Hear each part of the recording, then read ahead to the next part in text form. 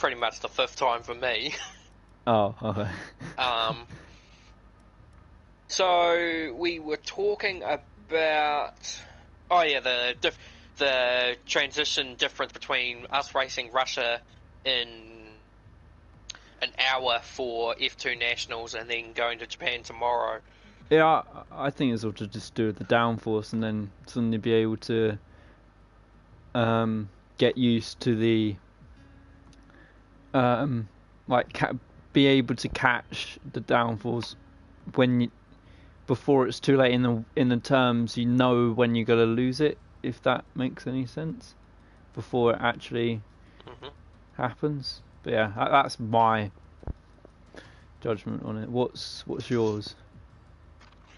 I mean, for me, it's kind of like you do kind of use the F2 Nationals a little bit as a term of a practice, because while the cars may be different and the setup features may be different, it's still the same circuit. You can kind of gauge a racing line with the F2 cars that you could use in the F1 cars, sort of. So I suppose it does kind of hinder you a little bit, especially given the circumstances that as you come into it, then you don't know which one you want to practice for more. Whether you want to be practicing, it's probably, and it goes the same way, I guess, with the nationals and the regionals too now, because of this, the regionals now are the nationals are now the precursor for the regionals. So what that means is that in the past, drivers who raced in both nationals and regionals would use the regional championships as a precursor to get themselves prepared for the nationals. But now, because that they've raced Russia instead of Japan this weekend, when we conclude Japan, the nationals will be a precursor for them in the regional championship. So for the likes of Michael Groen Jr., who hasn't had the greatest Tier 1 championship this season, he can use the experiences he gained in racing nationals for Japan and try to use that for the regional race on the Monday. But that's going to change again even further, especially given that they will go to USA and we won't. So it kind of continues, and then pretty much by Mexico and Brazil, it kind of almost outweighs.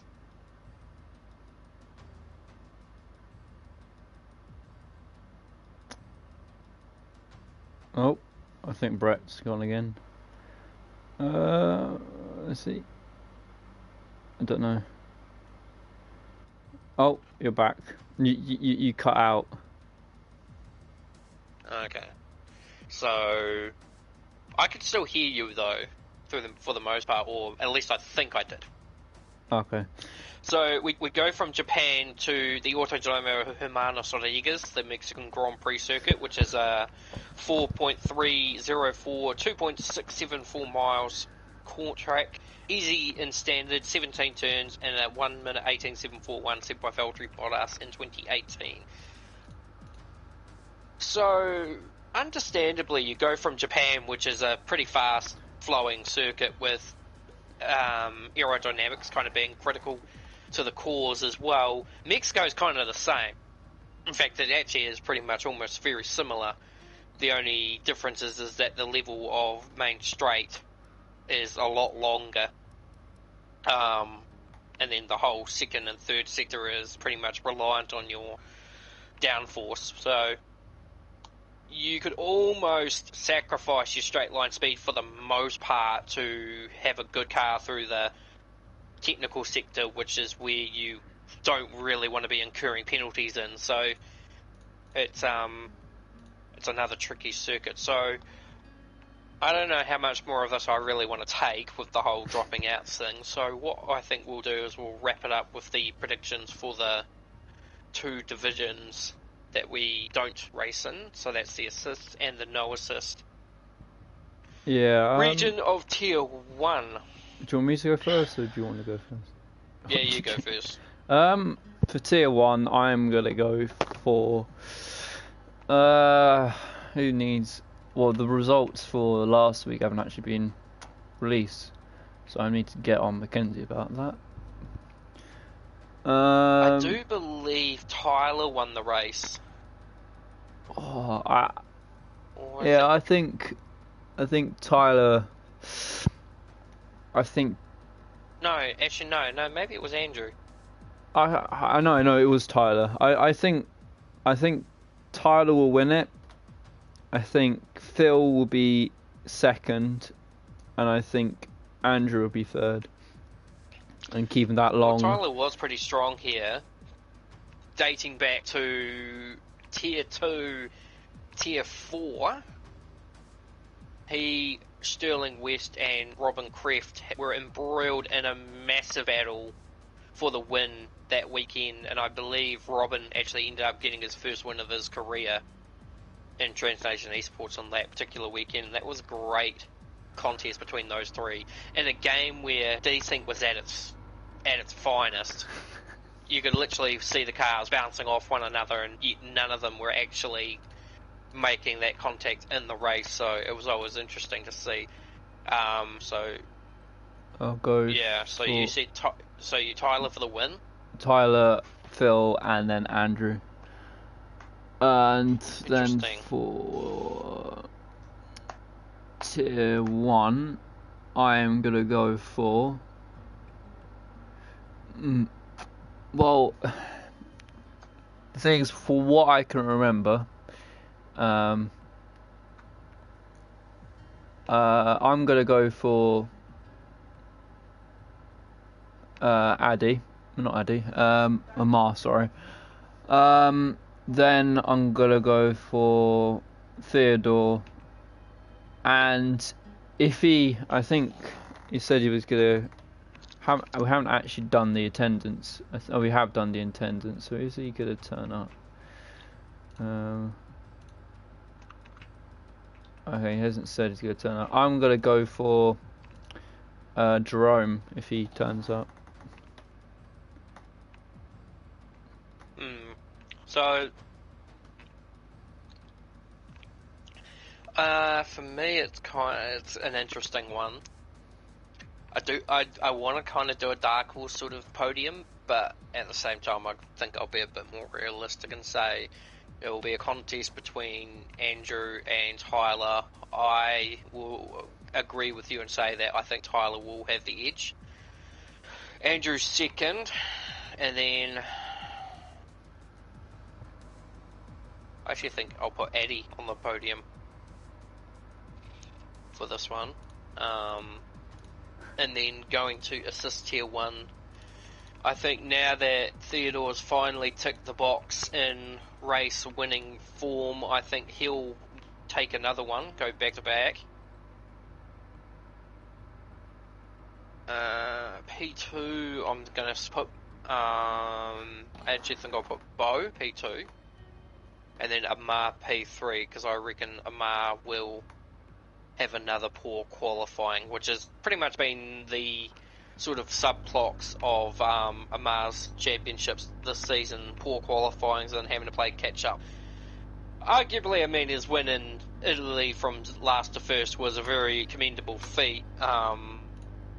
It's just, you don't, unless you've really, really, really quit like Andrew or Piers Langford, you don't tend to get two last to first that often, or unless you were extremely lucky. So that's basically what I think anyway. So, and of course I'm going to give myself a proud self prediction for tomorrow's race for my 100th.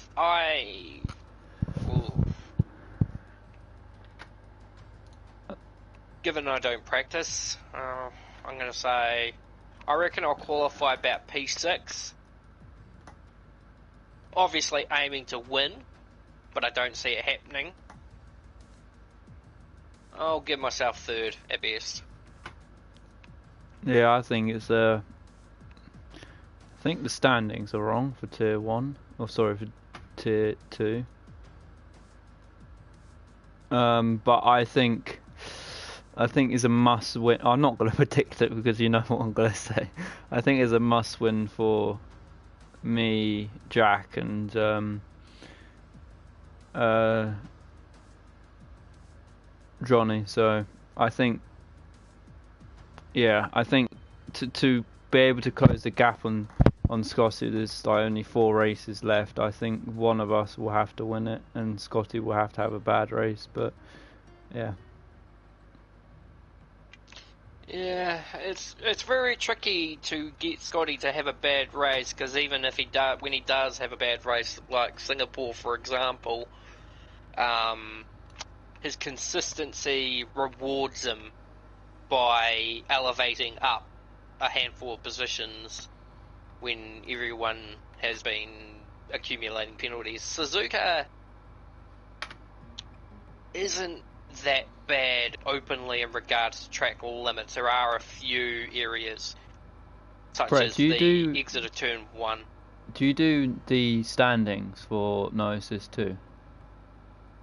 I do them, but I just put the information in. Whether they correct themselves or not. You got one bit wrong. I'm just going to replace it quickly before Mackenzie puts those things out. And what was that? Oh, it was my teammate getting second last. Okay, I might have put it in the wrong spot. Yeah. I might have put your points in his bracket. Oh, that's fine. But yeah, so yeah, it's going to be very hard to beat Scotty in terms of consistency. We're going to wrap things up because I'm actually getting a phone call from. So.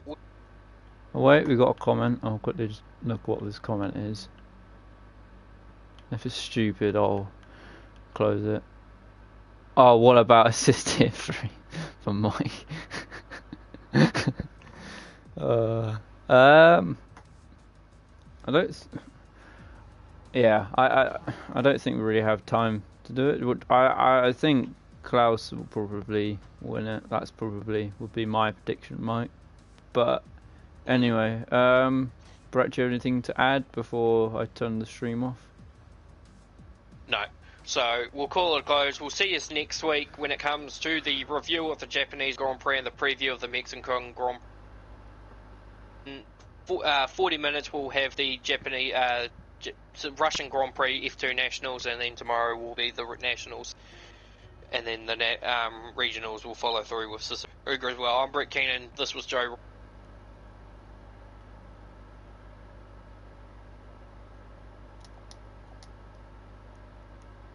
Next week for the Mexican Grand Prix.